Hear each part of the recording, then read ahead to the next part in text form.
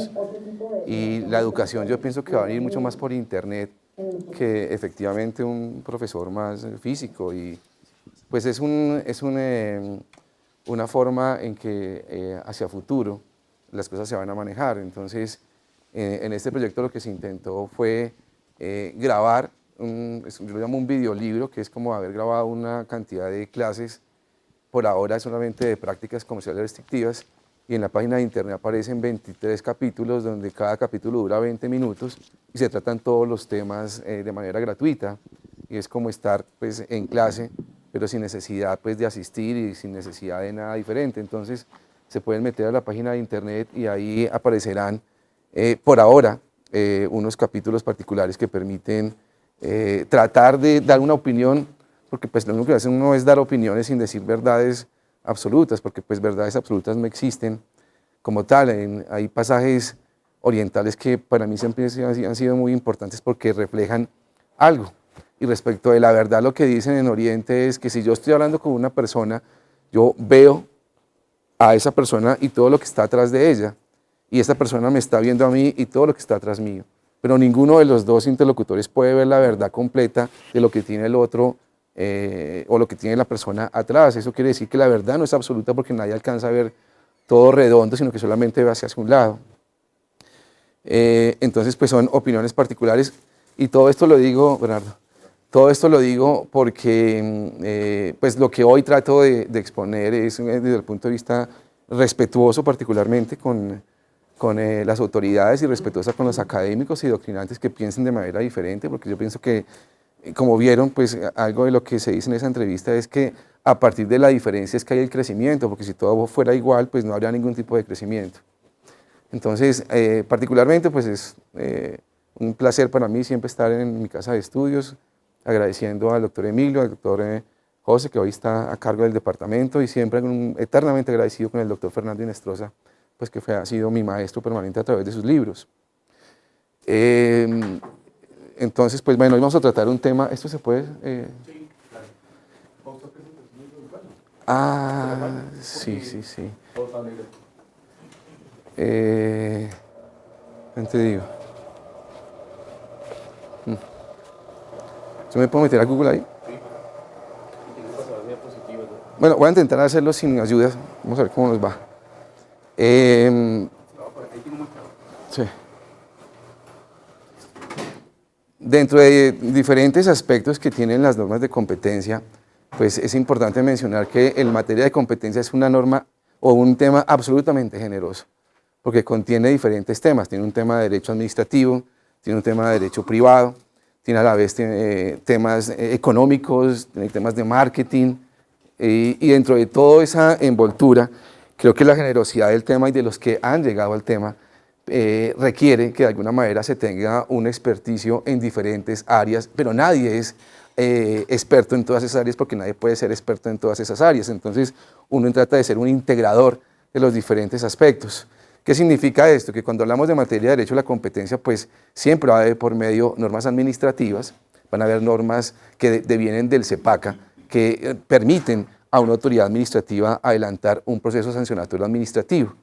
Entonces, vamos a tratar, o voy a tratar de centrarme en normas de derecho sancionatorio administrativo que hacen parte del tema de prácticas comerciales restrictivas, y llegando a un componente un poco más profundo en cuanto al bien tutelado, que son aspectos económicos. Todo esto deviene, digámoslo de alguna manera, partiendo de algunas normas del código del CEPACA, y es para ir ahondando en el tema, o ir llegando a un tema particular, y es cuál es el contenido del artículo 3º de la ley 1340 sobre la posibilidad de que una investigación pueda ser adelantada por la superintendencia o por la autoridad de control en la medida que sea significativa. Y este punto de significativo, pues a veces no ha sido tan elaborado, porque sigo pensando que tuve un problema hoy con mi hija, entonces por eso ella asiste en el día de hoy. Entonces les decía es que de alguna manera pues no es tan fácil a veces adelantar el tema, porque es un tema muy joven para Colombia. Seguimos pensando que esta ley comenzó de alguna manera a tratar de ser desarrollada a partir del año 2000. Antes no había sido desarrollada y 20 años pues no es mucho para un tema, siendo que nos llevan ventaja en otras partes. A veces llegar tarde a los temas es importante y es bueno porque uno no tiene el error que tuvieron otras legislaciones o otras partes. Entonces yo pienso a nivel particular que en Colombia se ha desarrollado mucho el tema a nivel sustancial del artículo 47, del artículo 48 y del artículo 50 y 51. Ahí nos hemos centrado en el 47, el 47 tiene 10 numerales, están los acuerdos de precio, entonces ya todo el mundo sabe que es un acuerdo de precio, ya todo el mundo sabe que es una repartición de mercado, ya todo el mundo sabe que es una colusión de licitaciones, eso ya lo tenemos y gracias a todas las decisiones de la superintendencia, porque de alguna manera eso ha permitido encontrar que es un cartel, que antes no se hablaba de eso. Hoy, si uno va a una fiesta y llegan un par de amigos o llegan un par de amigas, ya uno dice, llegó el cartel. Entonces ya inclusive la connotación de cartel comenzó ya a ser muy coloquial en diferentes aspectos de la vida. Sin embargo, el tecnicismo del tema, el tecnicismo en la medida que es parte de derecho administrativo, hace de alguna manera que comencemos a ahondar mucho más efectivamente en qué estructuración a nivel de responsabilidad tiene un tema. Cuando la superintendencia de alguna manera determina que hay un responsable, es porque adelantó un juicio de responsabilidad, o si no, no puede decir que hay un responsable. Eso quiere decir que, digamos, en materia civil, cuando uno dice, demanda a alguien civilmente, dice él es que él es responsable del daño. Y se ha estructurado toda una serie de teorías acerca de qué se debe probar para que alguien sea responsable desde la óptica civil. Y acá comenzamos a hablar de algo civil, que no tiene nada que ver con prácticas comerciales efectivas, por lo menos en investigaciones administrativas. Y si uno estructura de alguna manera un régimen de responsabilidad desde el punto de vista civil, tendrá que ver si es una responsabilidad objetiva o subjetiva. Y si es subjetiva, el régimen de responsabilidad tiene 3 variables: daño, culpa o dolo y nexo causal. Y si lo hacemos desde el punto de vista objetivo, pues es hecho generador del daño y nexo causal. Eso nos han enseñado bajo la cultura romano-germánica, que es la que finalmente opera en el sistema colombiano. Sin embargo, no hay que desconocer que en materia de competencia el sistema anglosajón es muy importante. Pero esto es para un juicio de responsabilidad, es decir, alguien es encontrado responsable en la medida que es demandado en un proceso por parte de un demandante. Y ese demandante de alguna manera tiene que probar que está en un régimen de responsabilidad. Ahora bien, todo esto tratando de llegar, repito, porque pues vamos a hablar de muchos temas y ya estamos en presencia de gente ya absolutamente capacitada en el tema, pero vamos a llegar poco a poco al punto de qué significa, a mi modo de ver, la definición de significativo y qué incidencia tiene dentro de las normas de competencia. Pero me permito por lo menos comenzar a hablar bajo la óptica de responsabilidad para llegar a ese artículo, a ver cómo es que vamos entendiendo, yo poder hacerme explicar sobre lo que yo pienso acerca del tema. Repito, lo que voy a decir acá es lo que yo pienso, que no es seguido por mucha gente, ¿cierto? Entonces, digamos que la posibilidad de tener un auditorio muy calificado para poder exponer una teoría en particular, y de eso se trata estos centros de estudio, no decir algo que es, sino por lo menos exponer una teoría en especial. Ahora, esto es bajo la óptica civil. Viene otro sistema y es la óptica de la responsabilidad sancionatoria administrativa. Y para que haya un juicio de responsabilidad tiene que haber una estructura de responsabilidad. Eso nos enseñan en derecho, es el debido proceso en el artículo 29. Y es cuál es la forma de responsabilidad sancionatoria administrativa y efectivamente qué es lo que está ocurriendo cuando hay un tipo de investigación dentro de la superintendencia y qué estructura tiene la ley. Y si efectivamente esa ley puede ser estudiada bajo una óptica de responsabilidad que es mucho más fácil entenderla. Entonces se ha dicho que la responsabilidad sancionatoria administrativa tiene un juicio punitivo y tiene un juicio punitivo, y dentro de ese juicio punitivo va a haber el estudio y la salvaguarda de un bien jurídico tutelado. Eso es indiscutible, y es que el derecho sancionatorio administrativo tiene un régimen punitivo y que cuida generalmente un bien jurídico tutelado. Ahora bien, ¿cuál es entonces el régimen de esa responsabilidad sancionatoria administrativa? Y ahí ya me voy a libros de derecho sancionatorio administrativo o a libros de derecho administrativo para saber cómo está estructurada un régimen de responsabilidad sancionatoria administrativo. No voy a hablar de casos de la super aún, sino diciendo más o menos de qué se trata o qué han dicho los libros. Algunos libros han comentado que el comportamiento para que sea sancionado punitivamente tiene que ser típico, es decir, tiene que estar descrito en la ley. Tiene que aparecer también una alteración al bien jurídico tutelado, y que lo han llamado antijurídico, y tiene que haber un comportamiento con falta de diligencia o falta de previsión o con intención, que eso es culpa o dolo. y esa supuestamente es una estructura sancionatoria administrativa. ¿Eso a qué conlleva? Pues conlleva un acercamiento al régimen penal, pero también las diferentes sentencias acá y afuera, particularmente en Europa, han comenzado ya a considerar pues, que si bien es cierto la materialización de un comportamiento tiene que tener esta estructura de responsabilidad, no significa que tenga que seguir todo efectivamente lo que deviene del derecho penal. Típico que esté escrito en la ley, o que esté dentro del derecho romano-germánico, digo yo, antijurídico que dañe el bien jurídico tutelado, que lo ponga en riesgo o que efectivamente exista una alteración, y una culpa dolo, pues una intención o una falta de previsión. Si esto es así, y comenzamos como de alguna manera a validar, tenemos que llegar a la creencia de cada uno si el comportamiento o si hay responsabilidad solamente por tipicidad. Entonces, si está dentro del 47, para ir llegando a competencia, ya es culpable, ya es responsable, independientemente de la antijuricidad y de la culpa o dolo. Todo esto que estoy haciendo es basado en el sistema romano-germánico, que es el sistema nuestro. Yo no estoy hablando del sistema anglosajón, donde no aplica este régimen de responsabilidad, pero es que yo no vivo en Inglaterra, ni tampoco estoy viviendo actualmente en Estados Unidos, sino que estoy viviendo en una cultura que deviene toda su estructura jurídica y juicios de responsabilidad, particularmente en ese contexto de responsabilidad romano-germánica. Entonces, no es posible, pienso yo, bajo un juicio de responsabilidad, comenzar a hablar de estructuras anglosajonas que no están escritas dentro de nuestra ley. Hago referencia a la regla de la razón y la regla per se, que no aparece en ninguna parte en nuestras normas. Y el artículo 29 de la Constitución es que nadie puede ser culpado o hallado responsable sin una norma preexistente. Entonces, es real que el derecho anglosajón nació el derecho de la competencia. Pero hay antecedentes en Francia importantes, sentencias que pueden ser también evaluadas. Pero eso no significa que eso rompa nuestra estructura de responsabilidad. Entonces, el primero llamado de atención respecto de lo que voy a exponer es que, a mi modo de ver, el régimen romano-germánico no puede ser olvidado en investigaciones de prácticas comerciales restrictivas. Yo sé que muchos de nosotros hemos estudiado el derecho de la competencia bajo la regla per se y la regla de la razón, pero ya bajando un poco el tema a qué dice nuestra ley, la regla de la razón y la regla per se no aparece por ninguna parte. Ahora, algún día un juez la pondrá, algún día un juez en una jurisprudencia pues la pondrá, pero ese día no ha llegado todavía y cuando llegue pues tocará ir en algún momento a ver si eso cumple con el artículo 29 de la Constitución. Entonces, primera conclusión es para algunos, hoy en día en Colombia es suficiente la tipicidad y con eso se haya responsable a alguien.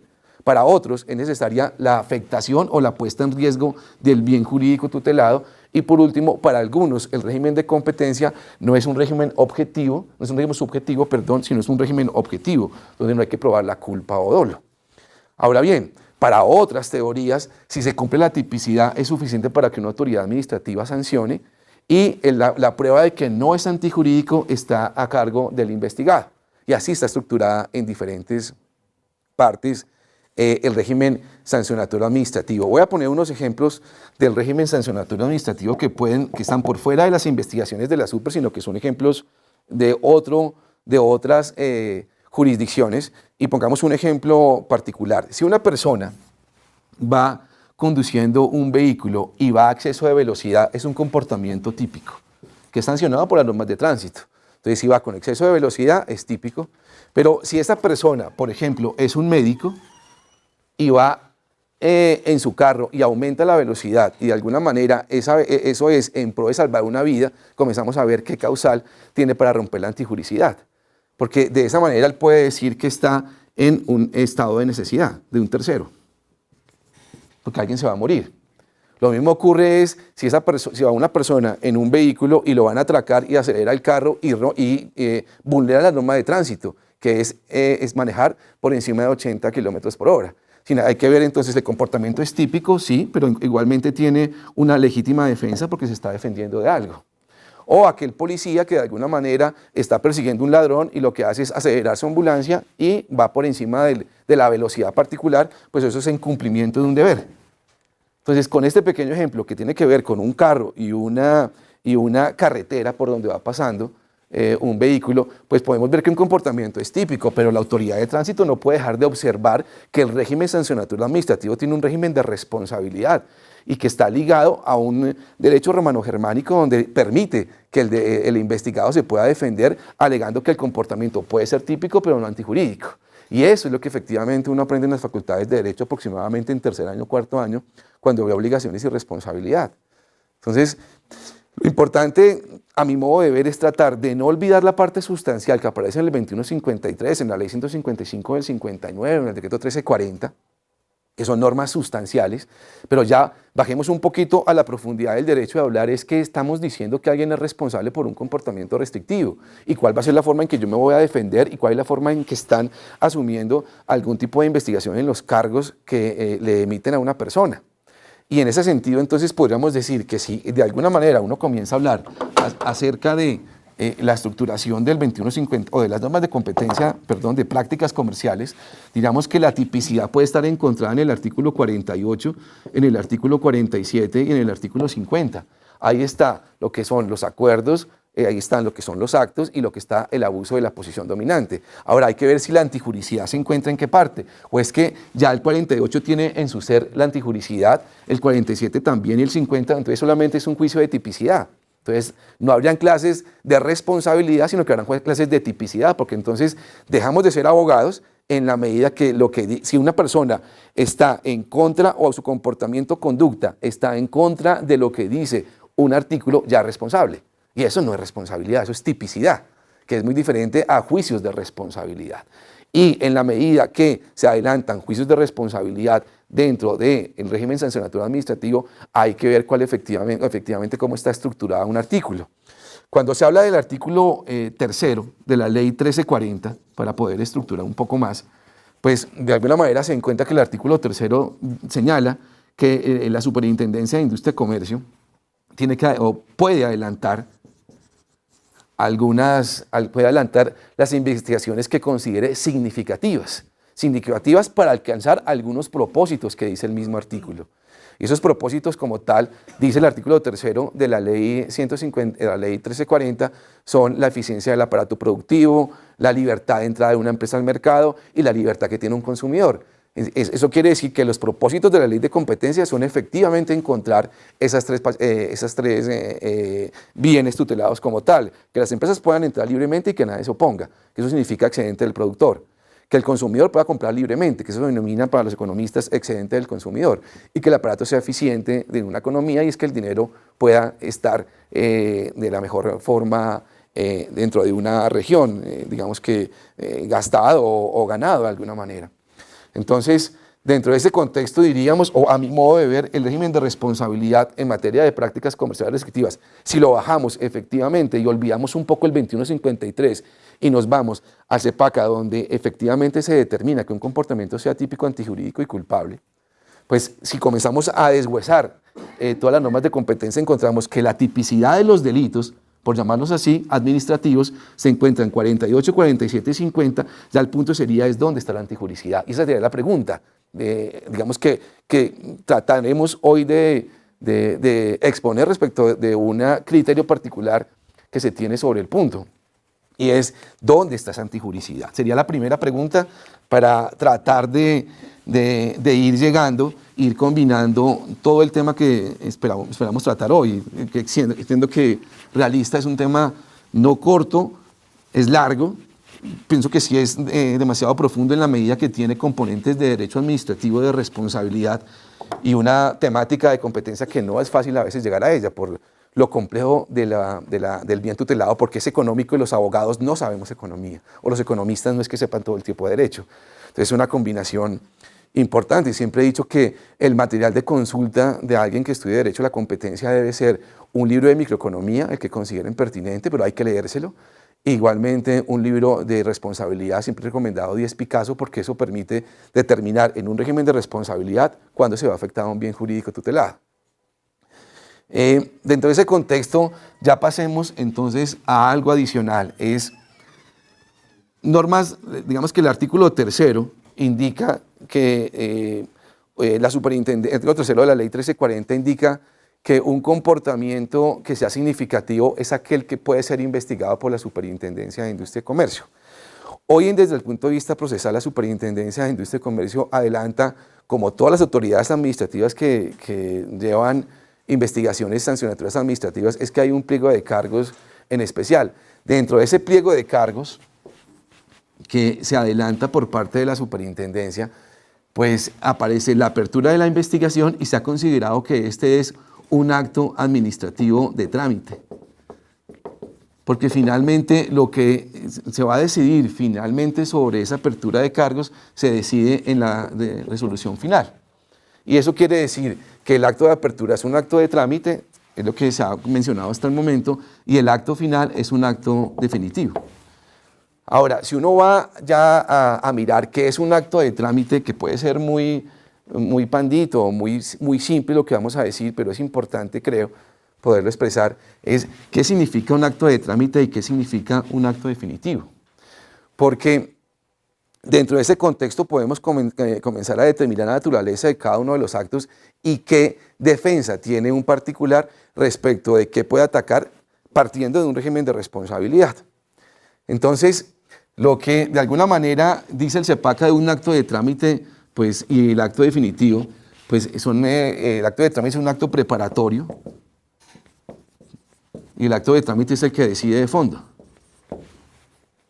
Ahora bien, dentro de todo lo que se ha adelantado, también es importante mencionar desde el punto de vista administrativo qué es un acto discrecional y qué es un acto reglado.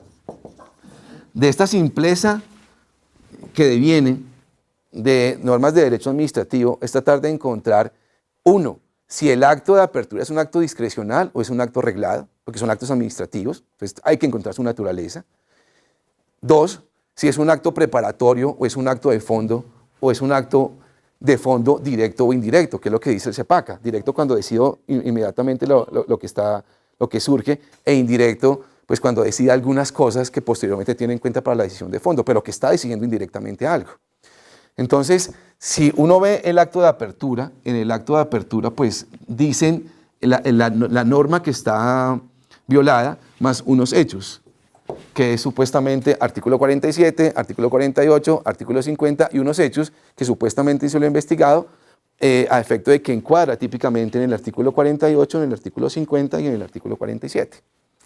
Ahora bien, dentro de la posibilidad de determinar si el acto de apertura es un acto discrecional o un acto reglado, podemos en ese instante devolvernos al contenido del artículo 3º de la Ley 1340 de 2008. Traía unas ayudas audiovisuales, pero pues creo que es más fácil poderlo conversar porque ustedes conocen los artículos. El artículo 3º tiene un inciso y un parágrafo. En el inciso lo que menciona es que la superintendencia podrá adelantar las investigaciones que resulten significativas, y significativo es para alcanzar unos propósitos. Eso quiere decir que para un abogado experto en derecho administrativo o que haya llegado al derecho administrativo tiene que determinar si es un acto reglado o discrecional, y partamos de ahí. Y es si el artículo 3º de la Ley 1340 del 2009 genera un acto reglado o un acto discrecional. Porque estamos hablando de derecho y estamos viendo si la administración está obligada bajo unos parámetros o es discrecional en decir que sí o no. Para mí, el acto de apertura es un acto discrecional porque la superintendencia podrá adelantar las que sean significativas, con unos propósitos. Y el Consejo de Estado y la Corte Constitucional han mencionado pues, que cuando hay un acto discrecional es que se mencionan los propósitos y la administración lo que trata es de cumplir con esos propósitos o esos fines. Y que la norma misma, no lo dice, la norma superior del artículo 2º de la Constitución menciona que los fines del Estado son 1, 2, 3, 4 y 5. Y el propósito que se debe buscar con este acto administrativo es alcanzar esos propósitos del artículo 2º de la Carta Política Constitucional. Pero algo diferente sería cuando la misma norma dice los propósitos, como lo dice el artículo 2º. Entonces, a mi modo de ver, el acto de apertura es un acto discrecional que contiene unos propósitos en especial, para alcanzar unos propósitos. Eso quiere decir que si es un acto discrecional, pues la superintendencia debería decidir pues, o tener la posibilidad discrecionalmente de iniciar una investigación o no, y lo dice el artículo 3º de la Ley 1340. Ahora, después de determinar que es un acto discrecional, eso no quiere decir que el acto discrecional sea un acto preparatorio, ni que lo confundamos, porque el acto preparatorio es solamente que inicia algo que después va a decidir. ¿Sí? Entonces, igualmente puede ser un acto de fondo discrecional. ¿sí? Entonces habrán actos de trámite discrecionales y habrán trámites de fondo discrecionales, porque la discrecionalidad no significa que sea de fondo o que sea preparatorio, solamente significa es las reglas que tiene la administración desde el punto de vista sancionatorio para saber cómo es que ejerce su actividad del Estado frente a un particular. Entonces, digamos que a mi modo de ver es un acto discrecional inicial. El punto sería entonces ya ir un poco más al CEPACA y determinar cuándo proceden recursos desde el punto de vista administrativo frente a un acto que puede ser de trámite o de fondo, y en los dos casos pues que sea discrecional. Entonces la situación sería tratar de determinar efectivamente cuándo y en qué instante y en qué momento es que procede un recurso. De acuerdo a la mecánica particular que hoy se adelanta dentro de la Superintendencia de Industria y Comercio, en el acto de apertura se indica dentro de uno de sus partes del resuelve que no procede recurso de reposición frente al acto de apertura de investigación. Eso quiere decir que es un acto bajo el contexto textual que se está diciendo en las aperturas de investigación, y es que la apertura de investigación no procede recurso. Eso quiere decir para el CEPACA que es un acto preparatorio y no de fondo, y hasta ahí estamos todos de acuerdo. El punto es que en la apertura de investigación, ¿qué se está decidiendo? Se está decidiendo abrir una investigación, se dicen los componentes de tipicidad, qué artículo está siendo vulnerado, y unos hechos especiales a través de los cuales se considera este hecho es típico porque encuadra dentro de este artículo. Ahora bien, después de la apertura de investigación, con lo que está sucediendo actualmente, es que al final se toma una decisión, y en esa decisión se determina si efectivamente el investigado es responsable por un comportamiento que está típico dentro de la ley. Eso quiere decir que este acto sí es de fondo y sobre él proceden los recursos. Sin embargo, al día de hoy no ha sido tan factible discutir qué significa o en qué momento se define qué es significativo o qué no es significativo. En una decisión del año pasado por fin se tocó el tema, creo que ya de manera un poco más real, digamos que más palpable, en la medida que se propuso esa defensa dentro de una investigación. Particularmente fue la investigación a los pilotos prácticos de Barranquilla, de Santa Marta, de Buenaventura, que fueron investigados por una cartelización que presuntamente se hizo y que la superintendencia consideró que efectivamente eran unas empresas que habían hecho una cartelización. En esa investigación se propuso que el comportamiento, en la medida que solamente eran 2 facturas que tenían el supuesto acuerdo, dentro de 500 o 1000 facturas, que era un comportamiento no significativo. Era decirle, y se le planteó, el comportamiento puede ser típico, porque está en el 47, pero no es significativo, y la superintendencia solamente podrá abrir aquellas que sean significativas. Ya ahorita miramos qué significaría eso de significativo. El punto es, el comportamiento que se hizo no es significativo. ¿Por qué? Porque solamente son 2 facturas dentro de 1000 facturas que tenían ese precio. La superintendencia, digamos que dentro de su buen saber y entender y pues con su criterio particular, que también tendrá su validez, considera que el comportamiento, no se requiere una antijuricidad dentro del comportamiento, pero más allá de eso, que lo miraremos después, es que el elemento significativo no era discutible ya al momento de decidir, sino que eso fue un tema que ella trató al momento de la apertura de la investigación. Entonces, por lo tanto, no va a tratar el tema en ese instante porque fue tratado al momento de inicio de la investigación.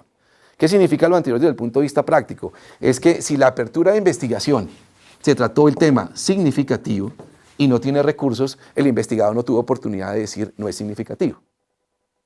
Por lo tanto, está teniendo una decisión al momento de la apertura, no sobre la totalidad de la investigación, pero si para la superintendencia considera que el elemento significativo solamente está en la apertura de la investigación y que supuestamente es discrecional, eso no significa que yo no lo pueda debatir, porque entonces sería muy arbitrario decir que es significativo y nunca tengo posibilidad de atacarlo. ¿Por qué? Porque en la apertura de la investigación es un acto administrativo que no tiene recursos, por lo tanto no puedo yo discutir que estuvo la investigación abierta, siendo que no era significativo el comportamiento, y al momento del final lo que determinan es que eso ya no lo van a tocar porque ese fue un tema que se trató en la apertura de la investigación. Y acá hablando académicamente desde el punto de vista de régimen de posibilidad de debido proceso y de la posibilidad que tiene un particular de contradecir las decisiones de la administración. Entonces la pregunta sería, si es que la norma está estructurada, porque puede ser que esté estructurada así y la SUPE la esté interpretando bien, y es que se decide el elemento significativo al momento de la apertura de la investigación, y si se decide, se está decidiendo algo, y cuando se decide algo en materia de derecho administrativo, proceden recursos frente a esa decisión en particular.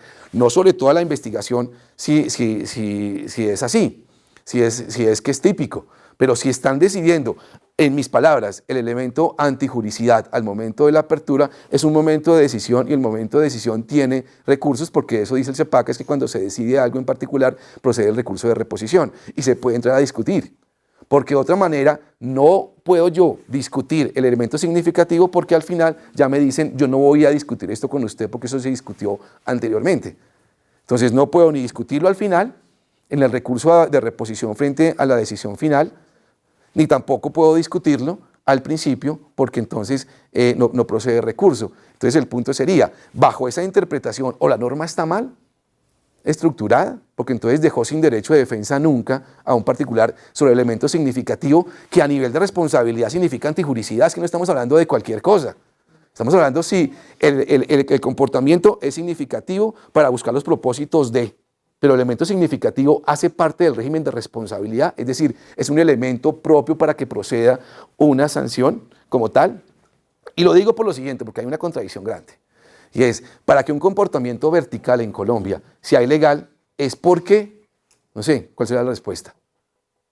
Para que un comportamiento vertical en Colombia no sea ilegal, es porque, ¿por qué? Porque pues no es significativo, porque o si no, quedan sin norma para decir cuando un comportamiento vertical es ilegal o legal. Lo que han dicho es que la cláusula de exclusividad en los contratos de fabricante y distribuidor no es ilegal, es porque hay una oferta disponible y no se daña el bien tutelado. Pero entonces, ¿de dónde sacan esa legalidad para poder decir esa afirmación? Porque en el 47 los acuerdos verticales de precios, de repartición de mercado son prohibidos horizontal y verticalmente. Entonces, no, que es que en Europa dijeron sí, pero en Colombia también se dice, porque bajo el artículo 3 de la 1340 no se investiga esa cláusula de exclusividad o ese acuerdo de precios entre fabricante y distribuidor, es porque no es significativo, porque si no, entonces no habría norma que justificara que un acuerdo vertical es válido en Colombia. Que los fabricantes son absolutamente dichosos con estas normas, pero no mucho menos, o con esa interpretación, no mucho menos el distribuidor. Es que el contrato de fabricante y distribuidor es un contrato donde dos socios de negocio se unen para un fin común de confianza, de cuidado y de ganancia. O sea, claro que es válido que haya acuerdos verticales y que el distribuidor es feliz también con esos acuerdos porque le permite organizar su mercado exclusivo en una región, en un departamento, frente a otro distribuidor que se encuentra en otra parte. Pero el punto es, ¿cuál es la justificación para que un acuerdo vertical sea válido en Colombia? Legal, porque doctrinal pues la vemos en cualquier libro, pero legal. Porque en el 47 no está, en el artículo 48 no está, en el artículo 50 tampoco está. Entonces, ¿dónde va a estar? Está en el artículo segundo, en el artículo 3 de la 1340, donde dice que el comportamiento, si no es significativo, lo puede hacer. Es decir, el acuerdo vertical, si no es significativo, se puede hacer. Pero el punto es, ¿dónde está el fundamento legal de esos componentes? Eso quiere decir que para acuerdos verticales sí existe el componente de típico, antijurídico y culpable, y un acuerdo vertical que es permitido puede ser típico pero no antijurídico. Y ahí sí es válida la teoría. Pero cuando estamos en otro contexto, que no es acuerdos verticales, ya comenzamos a decir entonces dónde está. Entonces la justificación de significativo no se mira, sino que solamente se mira para acuerdos verticales, pero no para horizontales, y el intérprete no puede diferenciar donde la ley no ha diferenciado. Entonces, digamos que hay un vacío en este momento grande, y es la solución, o permiten el recurso de reposición frente a la apertura de investigación, diciendo que efectivamente ahí se discute lo significativo y no está mal, se puede hacer en la apertura de investigación, pero se hace en la apertura de investigación que se permita a través del CEPACA que haya un recurso de reposición para discutir si es significativo o no. Ahora, si no lo van a decidir ahí y es solamente una decisión de preparatoria para la decisión final, en la decisión final permitan determinar si es significativo o no. Eso permite, digamos que, agrupar en un mismo tema qué es un acto de fondo, qué es un acto de trámite, qué es un acto discrecional, qué es un acto de trámite. Porque es que no se puede olvidar que las normas de derecho administrativo están basadas en ese régimen administrativo de qué clase de acto es. Y afortunado es, porque eso solamente lo que permite es engrandecer un tema y poder determinar bajo un régimen de responsabilidad, pues en qué momento el administrado tiene oportunidad de contradecir una decisión administrativa, porque acá el punto es, déjeme contradecir. ¿En qué momento? Entonces sería preguntar cuál es el momento procesal. Puede ser una consulta a la Super con el mayor respeto, porque pues acá no estamos irrespetando a la Super en cuanto a ninguna decisión, ni ha hablado que se han equivocado, nada por el estilo, es debatamos académicamente. Y es una consulta a la superintendencia para determinar cuándo un administrado puede debatir el elemento significativo que aparece contenido en el artículo 3 de la 1340. La Super resolverá.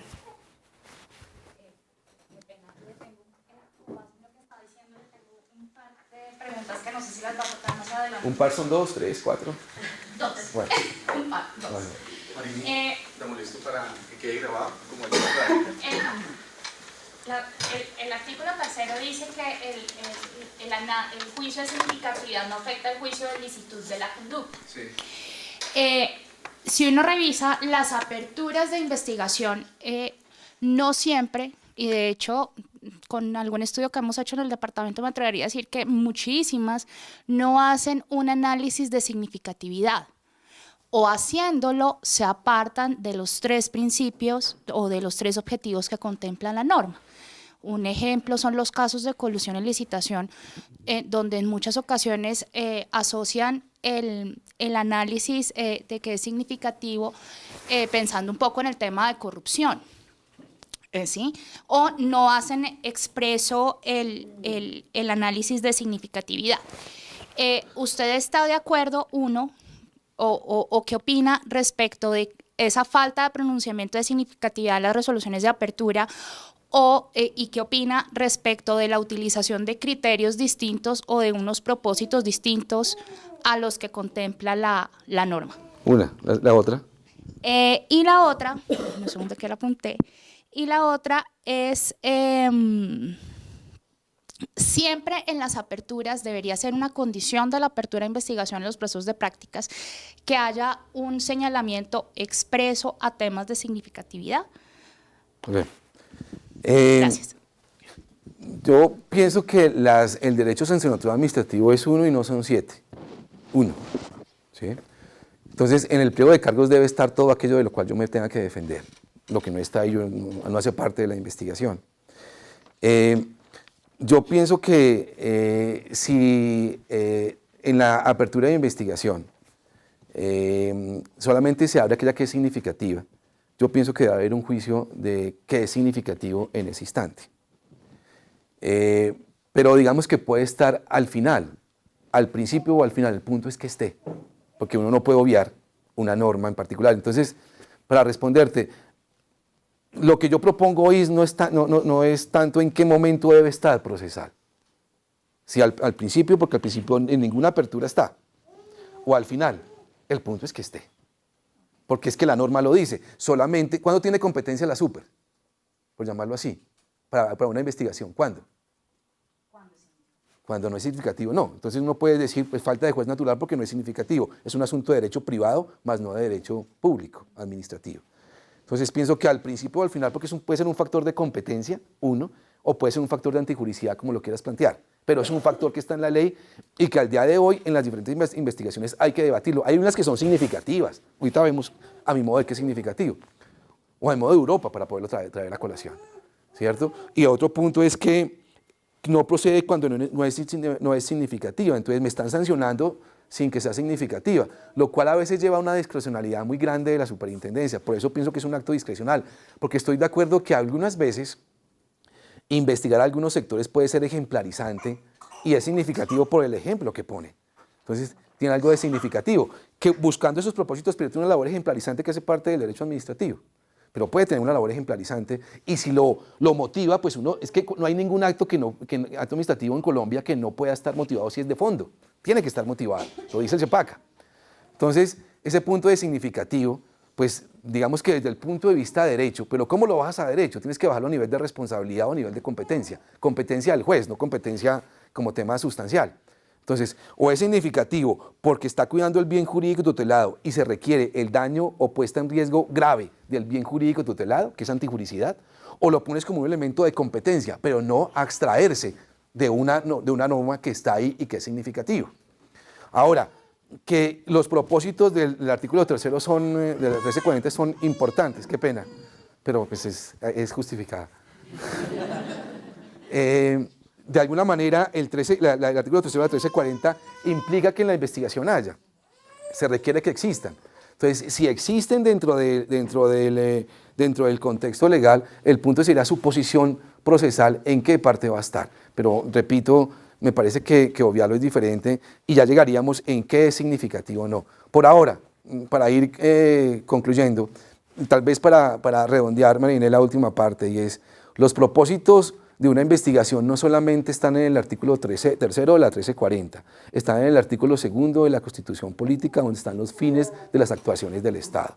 Entonces pueden estar por fuera de esos tres, pero la finalidad puede estar en el artículo 2 de la Constitución, pues, por ser norma superior. ¿Qué es lo que ha dicho el Consejo de Estado dentro de eso? Ahora, con un punto más complejo, es que respecto, ¿qué cabría dentro de esto? La posibilidad que uno dice bajo la norma, la norma está mal estructurada y la super la está aplicando bien, es que el acto de apertura es de trámite y el acto final es de fondo.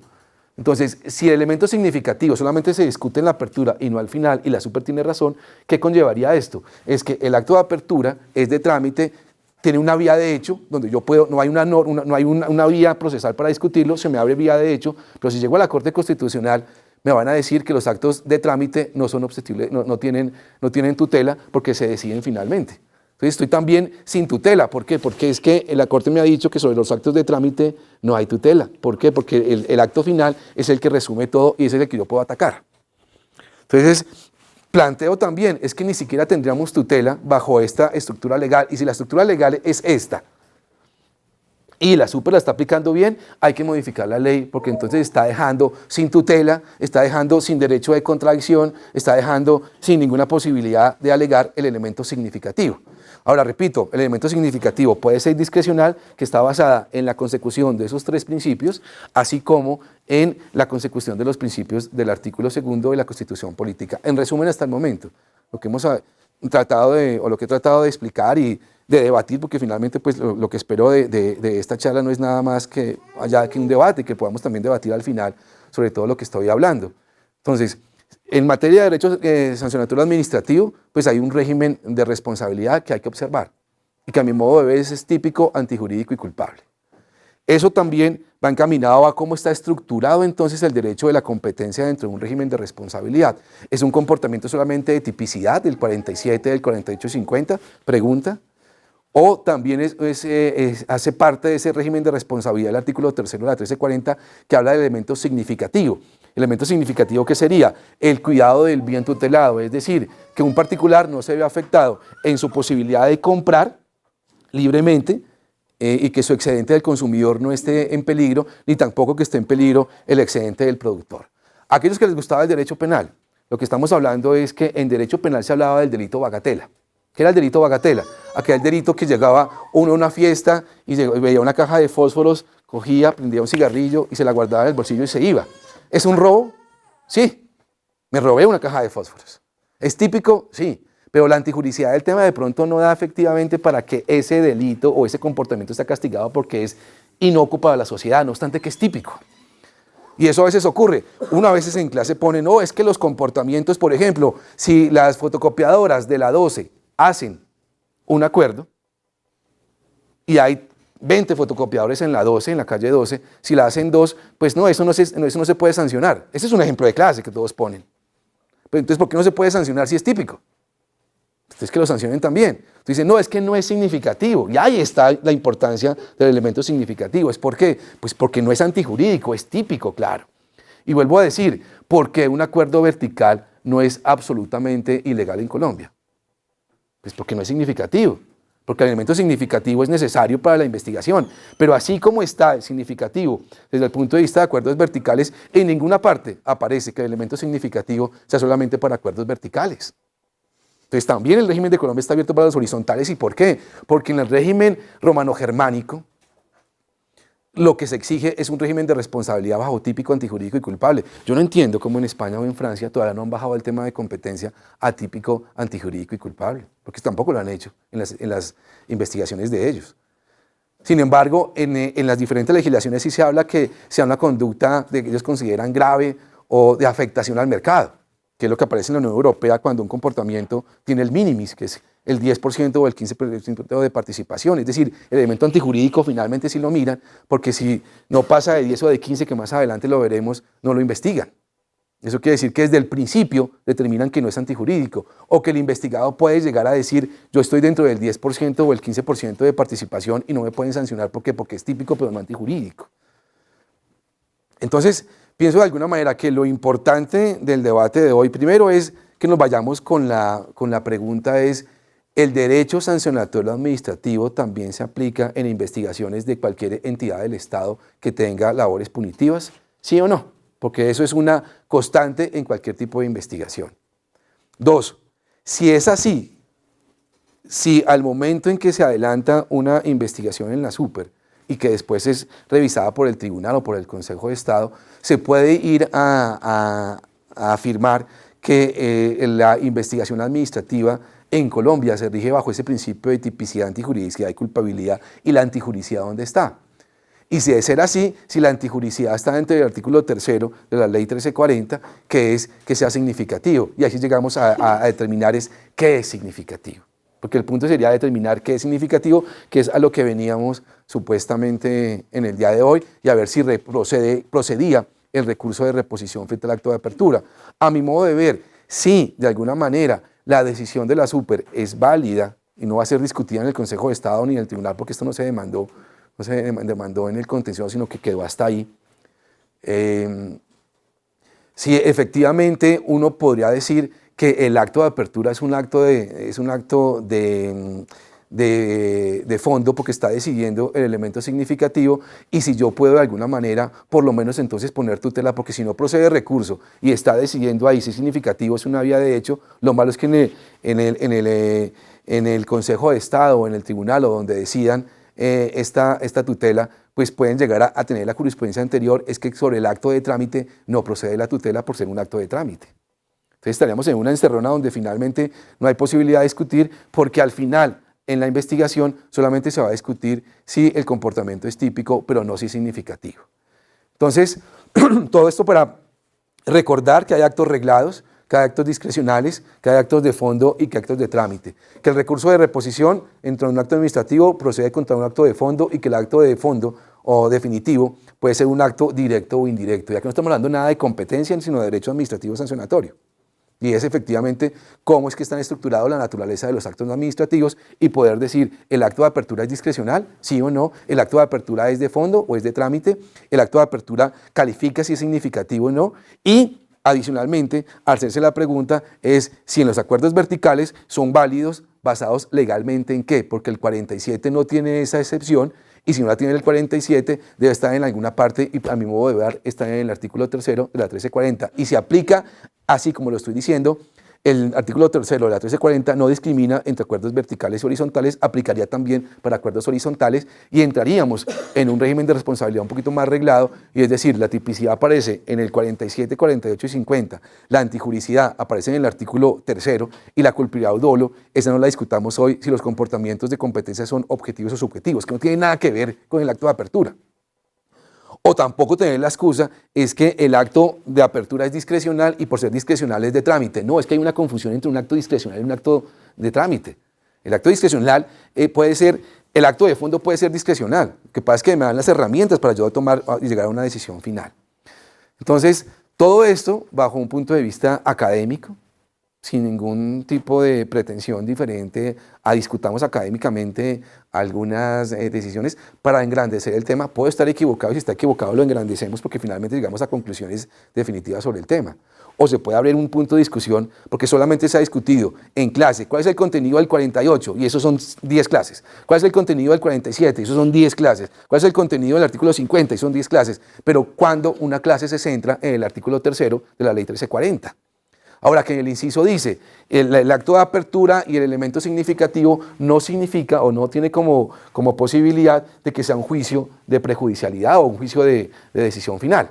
Pues claro, porque es que en el acto de apertura no puede decidir todo, por eso es que no está prejuzgando, es que juzga al final. Pero ese mismo inciso es el que da razón en poder decir, no es un acto de prejuzgamiento. O sea, ¿cuándo va a juzgar? Prejuzgar significa antes de juzgar. Y si dice que ese elemento no es prejuzgamiento, significa que después se va a juzgar. Es que el mismo inciso me lleva a decir es que después va a juzgar. Por eso es que finalmente no es que no se decida y es que después lo va a juzgar. Por lo tanto, a mi modo de ver, en el acto final es que se tiene que discutir, que efectivamente el acto de apertura es de trámite, pero que al final el investigado puede decir todo lo que usted investigó para mí no es significativo. Pero no pueden, yo pienso que la administración debería dar oportunidad y darse oportunidad de determinar por qué es significativo y comenzar a elaborar la estructuración del bien tutelado. Yo creo que el derecho a la competencia en Colombia ya pasó por una labor educativa, porque como decía el maestro Emilio Archila, y es el mejor seminario es la noticia en el Tiempo en primera página. Ese es el mejor seminario, porque todo el mundo ya ve la multa, ve todo. Pero por la labor de saber que era un cartel ya pasamos. Por la labor de saber que era un acto, ahí vamos porque acto tiene una generosidad de temas gigantesca. Hay discriminación en el 48 sin posición dominante. Hay negativa a la venta, que significa la terminación abusiva que hace un fabricante frente a un distribuidor. Negativa a la venta, un acto sin posición dominante. Está la influencia, que también es importante. Ahí falta mucho desarrollo sustancial y pienso que los abogados deberían tratar de implementar un poco más su actividad en el 48. Y del 50 estamos. Lo que pasa es que a veces pensamos que son muy pocas empresas que tienen posición dominante en Colombia y en cada región, en cada municipio hay una por lo menos, que es la empresa de servicios públicos, una mínima. O sea, cuentes cuántos municipios hay en Colombia y esa por lo menos multiplican por 3 porque esas empresas tienen posición dominante. Que la única no tiene sustitutos, entonces en Colombia hay una gran cantidad de empresas con posición dominante, muchas. Eso también nos lleva a la posibilidad que para que determinen qué es significativo, tienen que decir cuál es el mercado relevante. Porque la significatividad tiene que estar dentro de un bien tutelado que es el mercado relevante. Y dentro del mercado relevante es que está afectada la capacidad adquisitiva de bienes del consumidor, que se denomina excedente del consumidor económicamente, o la capacidad también de utilidades de la empresa que se denomina el excedente del productor, que finalmente es el bienestar social, que es lo que han dicho que es el bien jurídico tutelado en materia de competencia. Entonces, hasta ahí donde vamos es, desde el punto de vista procesal, ¿cuándo hay lugar de discutir, al principio o al final? Si el acto inicial es un acto de trámite de fondo discrecional o reglado, y si al final también se puede discutir esto o que ya fue discutido, igualmente ya hablamos de la improcedencia de la tutela frente a un acto administrativo de trámite. Entonces es una encerrona grande, estamos hablando de fondo del tema, no estamos hablando cuál es el significado del 47, que eso ya todos no lo sabemos. ¿Qué acuerdos de precios iguales, desiguales, que la repartición de mercado, que esta región, no estamos hablando de fondo, es cuál es el bien tutelado. Porque si es significativo es a mirar el bien tutelado. Es que por eso el abuso de derecho existe, para poner un tema adicional ahí. El abuso de derecho es que yo con derecho estoy dañando, sentado en el derecho porque no está prohibido, lo hago y daño un bien tutelado. Entonces, no sé qué es más importante en el derecho, si aprenderse la norma o aprenderse el bien tutelado. Porque si yo me aprendo el bien tutelado no requiero el artículo. Porque si no está tipificado especialmente, pues me voy a la prohibición general, la típica general, que es el abuso de derecho. Entonces, si yo me aprendo los bienes tutelados, ya tengo el tema a salvo. ¿Por qué? Porque pues ya la tipicidad lo de menos. ¿Por qué lo de menos? Porque es que si no es típico, es abuso de derecho, que es la prohibición general. Entonces, a mi modo de ver, ¿qué se debe aprender la gente? El bien tutelado más que la tipicidad, porque la tipicidad no nos dice mucho. Son ejemplos que pone el legislador para cuidar el bien tutelado, pero el bien tutelado está cuidado es de fondo y está en el artículo 3º de la ley 1340, que para mí es el artículo más importante en materia de competencia. Está el bien tutelado. Ya los otros son ejemplos que pone como tal el artículo, o digamos que la legislación como tal. ¿Qué nos queda? Es que es significativo. Para determinar que algo es significativo es porque de alguna manera conocemos el bien jurídico tutelado. A mi modo de ver, el bien jurídico tutelado pues está en el artículo 3º, que es la libertad de entrada de una empresa al mercado sin barreras bien sea unilaterales de posiciones dominantes que imponen barreras o de carteles que imponen una barrera a alguien para que entre o que se mantenga en el mercado, porque es entrar y permanecer. Y dos, que el consumidor tenga la posibilidad de comprar libremente sus productos sin que nadie se oponga al mejor precio que lo encuentre. Ese sería como el cuidado Hoy dicen que se adelantó un poco más el derecho de la competencia a nivel internacional y que lo que se cuida más es la competencia como tal. Eso quiere decir que el excedente del productor es el que está cuidando, que es un aporte que ayer me hizo el doctor José Jaramillo al respecto. Y es que de alguna manera hoy en materia de la competencia dicen que afuera se está tratando de determinar algunas cosas. Yo particularmente soy un crítico profundo de la Escuela de Chicago. La Escuela de Chicago en Estados Unidos lo que hizo fue crear excepciones al derecho de la competencia, particularmente la regla de la razón y la regla per se, pues fue la creación de ellos, es que no todos los comportamientos cartelizados dañan la competencia. Entonces, de la Escuela de Chicago parte lo significativo, es que no todos los comportamientos dañan la competencia y los acuerdos verticales permitidos. Sin embargo, hay que ser honestos con alguna cosa en particular que a mí me parece importante mencionar y que no suene, este no es un discurso de banderas de colores, sino un discurso académico económico, para que no sea malentendido. Yo creo que voy a decirlo con todo el respeto, pero es lo que he podido percibir dentro de mi experiencia en el siglo XXI, porque pues no estamos en el XVII, estamos en el XX y en el XXI. Y es que particularmente las personas que van, en su gran mayoría, a Harvard, a London School, a Oxford, lo que buscan en su éxito profesional es ser abogado de los monopolios, para defenderlos. Porque difícilmente ellos atacan los monopolios y no representan a los pequeños, porque pues, su éxito profesional está basado en eso y es respetar. Porque también es lo que nos rige a nosotros, pues uno es exitoso profesionalmente si atiende los monopolios, no si los ataca, porque pues, si los ataca es el niño malo del paseo, y el mal calificado y el desacreditado muchas veces por eso. Porque hay gente que ama el tema, otros que aman al cliente. A mí particularmente me encanta el tema y lo que he intentado escribir, he intentado decir siempre es respecto del tema porque me gusta el tema. Entonces, pienso que la Escuela de Chicago de alguna manera creó excepciones que hoy no sirven para hablar de significativo, pero que las últimas teorías no son en pro del ataque a los monopolios, sino porque no se han creado supuestos nuevos hace muchísimo tiempo. Creo que es importante que vi que en el plan de gobierno de planeación nacional está unas modificaciones en cuanto a la superestructura y en cuanto al régimen legal. Creo que es importante aprovechar la oportunidad para crear nuevos supuestos, que debe haber muchos por crear, no tenerle miedo a la creación nacional, que hasta que no legislen en el extranjero no podemos hacer nada. No podemos creernos tan pésimos en un tema, sino decir, bueno, el tema en qué está fallando, o dónde hay un hueco en particular para poderlo completar.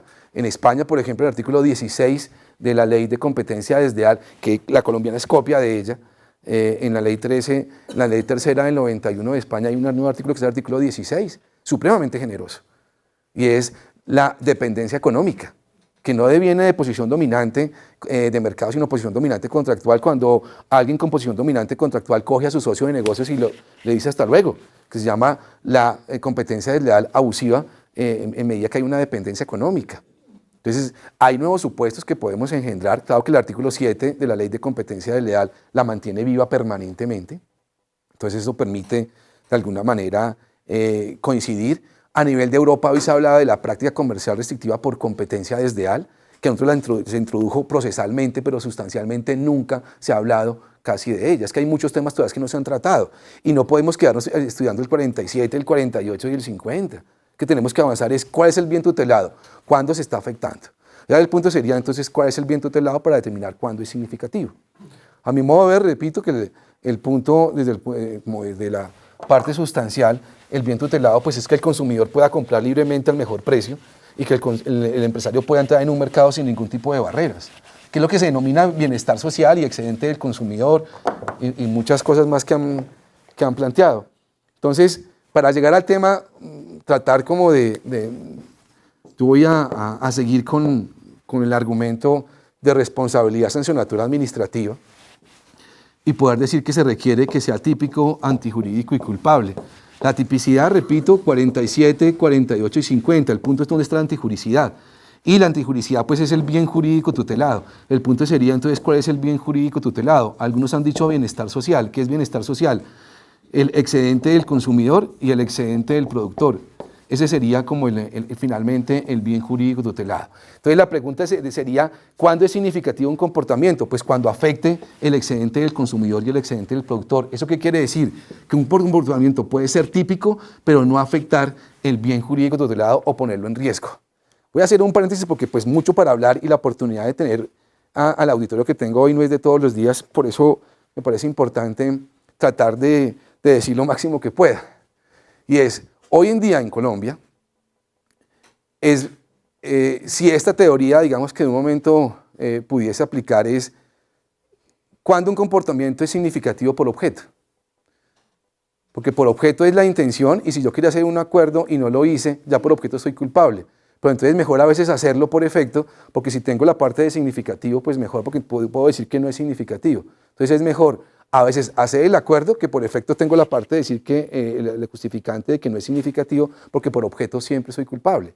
Entonces, también un punto de interrogación. Cuando hablamos de significativo por objeto, también hay que mirar mi conducta, que así no la hice, qué impacto hubiese tenido en el mercado si lo hubiese hecho, porque por objeto siempre soy culpable, es mejor hacer el acuerdo donde puedo decir que no es significativo, entonces mejor hacerlo que no hacerlo.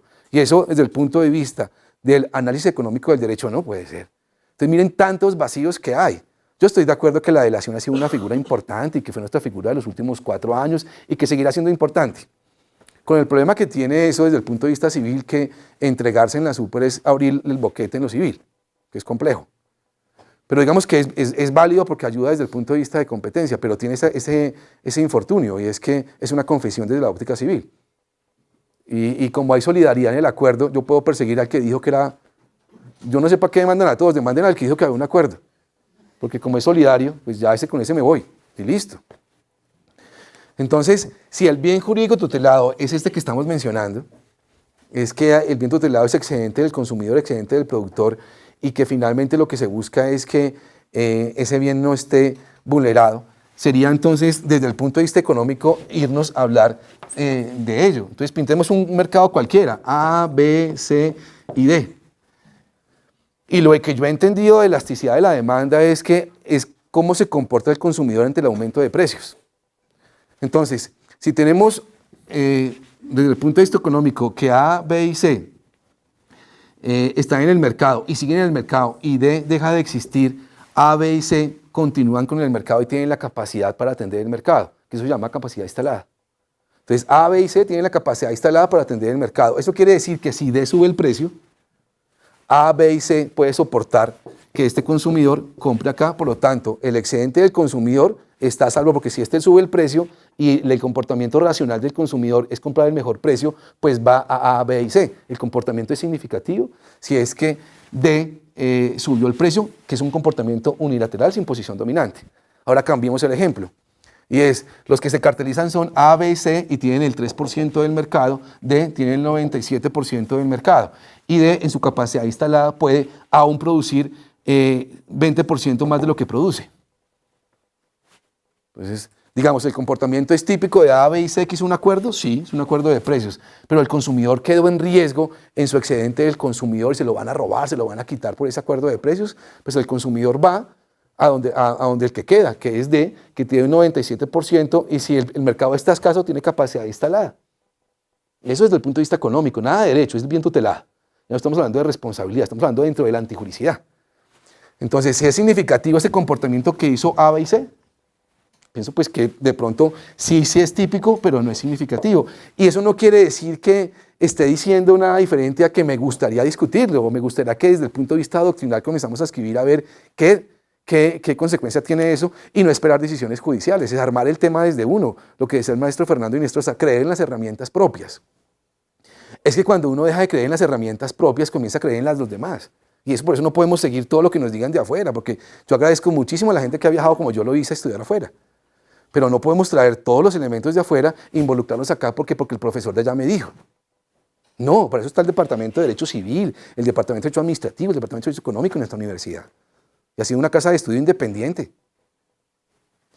Entonces, dentro de este contexto es verificar si esto es significativo, porque el 97% del mercado está por fuera, entonces ya el comportamiento es típico, pero no es antijurídico, y hablemos en términos de derecho, porque es un tema de derecho, económico, de mercado, que tiene diferentes componentes, pero no hay que dejar de mirar ninguno de los componentes. Ahora, el punto sería más complejo, y es miremoslo al revés, porque es que la contracultura es la que permite avanzar. La contracultura es ir racionalmente y válidamente contra lo que está ya estructurado. Y a partir de la contracultura es que nacen los cambios, porque la cultura si es igual, pues no tiene cambio, pero la contracultura hace que nazcan las cosas. Entonces, pensar al revés a veces es válido porque uno ve lo que nadie ha visto. Entonces, ¿qué es más fácil? ¿O cómo hacen para competir A, B y C contra el que tiene el 97%? Primero que todo, una falla económica gigante. El que tiene 97% compra al por mayor sus insumos. Y como compra al por mayor sus insumos, tiene menores costos. Ya ganó. Porque los pequeños van a comprar más caro. A veces el pequeño subsidia al grande. Los insumos que compra el grande los compra con descuento porque compra por volumen. Esa es una fórmula económica que existe en el mundo y no sé por qué. Porque es como el grande se mantiene siempre grande. Porque si compra con descuento, siempre va a tener mayor utilidad. Y el pequeño que entra, comprando muchísimo más caro que el grande, o sea, nunca lo va a alcanzar porque la utilidad es inferior. O sea, un mundo loco, pa' locos de locos. Porque finalmente está mal estructurado porque lógicamente no nos da. Yo no sé qué han dicho las sentencias, pero es que esto lógicamente no nos da. Entonces el grande siempre tiene asegurado su puesto porque compra por volumen y tiene más descuentos, por lo tanto tiene mayor utilidad. Y el pequeño que entra, compra más caro. O sea, la barrera de entrada desde el principio está y ya el terreno está ganado para los grandes porque el grande tiene asegurado su lugar. ¿Qué debería hacer? A mi modo de ver, ¿cuál es la forma que estos tres pueden luchar contra este? Pues la única forma que será procompetitivo para el mercado, que estos pudiesen comprar por volumen agrupados, por lo menos ahí compran un poquito más. Y así comenzamos a estructurar que los acuerdos horizontales son procompetitivos para los pequeños y que no es significativo. ¿Por qué no es significativo? Porque es procompetitivo. Porque desde el punto de vista económico, ¿qué estoy haciendo? Estoy luchando contra este gigante que compra por volumen, que compra más y yo tengo que esperar acá. Y el grande, por ser grande, tiene derecho a ser grande porque siempre va a ser grande. Punto. Entonces, uno es la pregunta de si es mejor o de alguna manera a nivel de competencia. A mí no sé qué han dicho en Harvard o en London School en Oxford acerca de si los acuerdos horizontales entre pequeños son procompetitivos a favor o para luchar contra este. Es que este tiene el 97%. ¿Cómo uno con el 3% va a luchar? Entonces, más bien, dejar que se hagan algunos acuerdos horizontales que son procompetitivos para competir en contra de este. Y de ahí tendríamos que decir es que no es significativo y económicamente será racional y lógico. Sin ningún orificio por donde puedan entrar a decir, no, es que está mal. No es que estamos hablando desde el punto de vista del bien tutelado y no de derecho ya ni de responsabilidad, sino del punto de vista del bien tutelado. Ahora, que una gaviota no va a ser un huracán, o que no, sí, todo lo que uno dice acá es una locura, todo lo que uno dice acá eso no va a tener, todo lo que dice acá es irrespetuoso, y todo lo que voy a decir acá, pero solamente estoy hablando desde el punto de vista académico diciendo yo pienso esto, sin irrespetar a nadie, sino diciendo, me acuerdo que estuve en una conferencia por decir cualquier cosa, porque pues no, en alguna parte por fuera, y llegó ahí un abogado mundial que se llama Cobas, Keves, no sé, un tipo ahí como muy famoso, pues yo le dije, mire, yo no he visto que Estados Unidos en los últimos 40 años hubiese adelantado algo en derecho de la competencia. Dígame que han adelantado, pero uno creyendo todavía que dijeron en la jurisprudencia de allá, cuando tenemos las herramientas en el 2153 tan importantes, creer en las herramientas propias. Entonces, si esto, digamos que esta sería algo que yo pensaría que significativo significa elasticidad de la demanda. ¿Qué tiene eso? Si los cartelizados se van del mercado y los que quedan tienen la capacidad instalada para atender el mercado, no es significativo el comportamiento. Esa sería la más económicamente viable, pienso yo, que no es significativo porque es neutro en la medida que hay capacidad disponible en el mercado para que el consumidor en su totalidad sea atendido por los que no están cartelizados. Y si le subieron mucho el precio, el consumidor va y compra. Y si compró caro, culpa de la víctima, porque ¿cómo no va a mirar a nivel de información, que es su obligación, cuál es el producto más barato? Ya es culpa de él. Pero si el acuerdo lo que hace es tener ya agrupados dentro de sí a los que el mercado requiere para comprar, pues es un comportamiento significativo porque el consumidor quedó sin posibilidad de comprar en otra parte. Eso a nivel de lo que yo considero del bien tutelado. Ahora miremos la experiencia internacional. ¿Qué es lo que dicen afuera respecto de todo lo que estamos hablando? Primero que todo, en Europa sí se mira los acuerdos de mayor o menor importancia. Y los acuerdos de menor importancia no son castigados. Y allá se mira que si no son de menor importancia no son castigados. Es decir, estamos aplicando en un país complejo que tenemos una norma más estricta que lo que aplican en Europa. Porque los acuerdos de menor importancia ya a nivel europeo no son de alguna manera castigados porque si no pasan del 10% entre los agrupados si son horizontales o del 15% si son verticales de participación de mercado. Entonces no lo tienen con elasticidad de la demanda, sino lo que dicen, si son menos del 10% en el mercado que está afectado, es un acuerdo de menor importancia. Y si son verticales y tienen menos del 15%, uno de ellos pues tampoco son castigados, que es lo que llaman ellos el minimis. Pero en Colombia no aplicamos el minimis porque el artículo no dice minimis, sino que dice significativo. Y porque diga significativo no significa que no se aplica el minimis, porque es que dice significativo. Entonces, a nivel internacional se aplica que si no hay afectación del mercado, una afectación grave, no procede la investigación. Entonces, no estamos diciendo algo por fuera de contexto internacional. Basados en el código contencioso, decimos que el acto tiene que ser de trámite, de fondo, reglado o discrecional. Basados en el CEPAC, estamos diciendo que un comportamiento sancionatorio administrativo tiene que tener los componentes de tipicidad, antijuricidad o culpabilidad. También. Basados también en normas procesales, tenemos que decir que un investigado tiene la oportunidad, de alguna manera, de contradecir un elemento que aparece para la administración, y es que sea significativo. Cuando al principio o al final, pero hay posibilidad de debatirlo. Basados también en el artículo 13 de la 1340, estamos diciendo que el bien tutelado es libertad de entrada, libertad de escogencia y eficiencia del aparato productivo, que esos son los propósitos. Y basados en ese punto económico decimos, si no se está viendo afectado eso, no es significativo. ¿Y eso cuándo es? A mi modo de ver, cuando hay elasticidad de la demanda. Y adicionalmente, cuando de alguna manera se mira la experiencia internacional y se encuentra que es que afuera también se exige que el comportamiento sea de mayor o menor importancia. Y que tenemos que entrar, ya que entramos en todo este tema de competencia, analicémoslo profundamente también en todo lo que viene.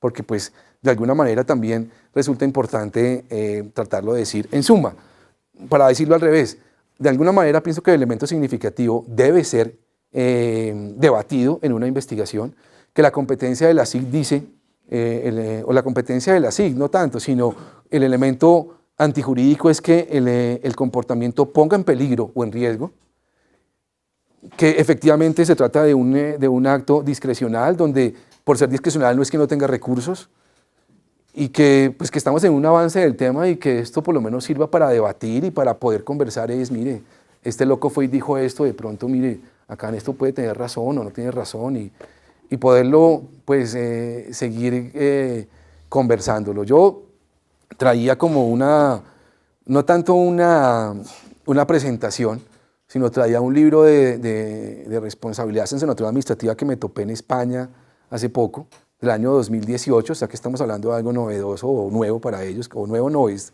de la actualidad.